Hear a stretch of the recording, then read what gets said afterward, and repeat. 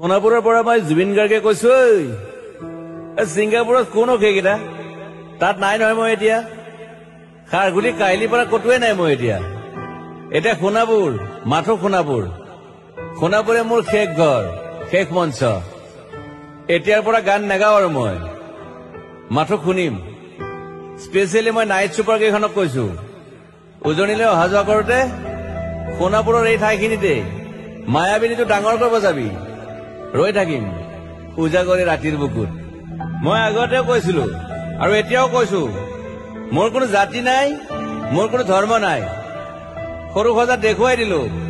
কোন হনে তাত ব্ৰাহ্মণ কলিতা আলী ৰহমান ডেকা বড়ো ৰাভা পূজাৰী আৰু এইটো কি কয় নমাজ পঢ়াই যে মৌলবীও আহিছে সৰু সজালৈ I love people I love man সেইবাবে মুখ্যমন্ত্ৰী হিমন্ত দাকো কৈছো মই বিৰোধী দলকো কৈছো লুৰি নকিল সকলোকে কৈছো পলিটিক্স নকৰিবা বন্ধু মই সৰু সজাই মানুহৰ অসমখন বিচাৰিছিলো চাই থাকিম সোণাপুৰৰ পৰা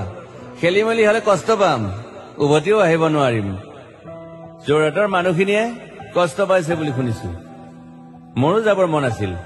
প্ৰিয় ঠাই দেউতাৰ ঠাই উপায় নাই পলম হলে শৰীৰটোৱে কষ্ট পায় বাকী গৰিমা আৰু দেউতাই গুৱাহাটীতে থকাটো বিচাৰিলে একো নাই গুৱাহাটীলৈ আহিলে মাত দি যাব সোণাপুৰতে থাকিম আৰু এটা কথা যোৰহাটত প্ৰতিমূৰ্তি এটা হ'ব বুলি শুনিছো গুচি যাম কেতিয়াবা কেণ্টাক আকৌ খাতিৰ নকৰো মায়াবিনী ৰাতি ধুমুহাৰ সতে মাজুলীবাসীয়ে দুখ নকৰিব দেই